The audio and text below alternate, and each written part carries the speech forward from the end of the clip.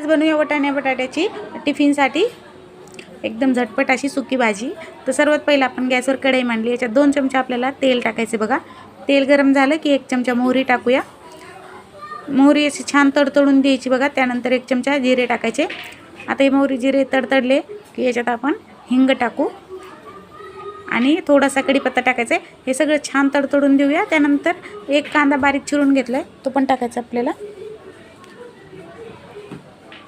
कांदा छान गुलाबी रंग होईपर्यंत व्यवस्थित असा फ्राय करून घ्या। तर कांदा छान गुलाबी झाला बघा। तर त्याच्यामध्ये 1 टमाटर टाकायचे। टमाटे हे ऑप्शनल आहे, तुम्हाला आवडत असेल तर टाका, या तर तुम्ही स्किप केलं तरी चालेल। आता याच्यामध्ये बघा मी एक खलबत्त्यामध्ये ना हिरवी मिरची, लसूण आणि थोडीशी कोथिंबीर असं कुटून घेतले। तर हे हिरवं वाटणामध्ये आपल्याला वाटाणा बटाट्याची भाजी बनवायची। तर हे वाटण आपण 1 मिनिट छान परतून घेऊया।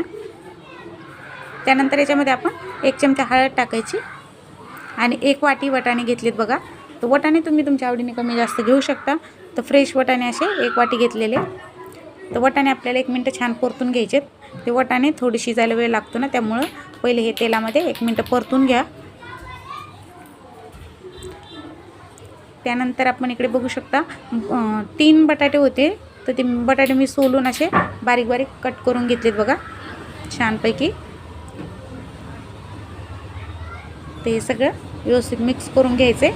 तर फक्त वाफेवर आपल्याला ही भाजी बनवायची, जास्त वेळ लागत नाही आणि झटपट अशी होती आणि टिफिनसाठी एकदम झटपट आणि साधी सोपी आहे।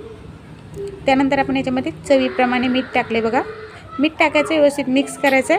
त्यानंतर झाकण ठेवायचं आणि 3 ते 4 मिनटं स्लो गॅसवर ठेवा, म्हणजे वाफेवरची भाजी आपली तयार होईल। 3-4 मिनटं झाले बघा, बघू शकता भाजी एकदम तयार झाली आणि वाटाणा आणि बटाटे दोन्ही पण व्यवस्थित गाळ झाले। तर गॅस बंद केलाय। भरपूर अशी कोथिंबीर टाकू यावरून आणि तयार झाली आपली टिफिनसाठी ही वाटाणा बटाट्याची झटपट अशी भाजी। तर तुम्हाला माझा हा व्हिडिओ आवडला का?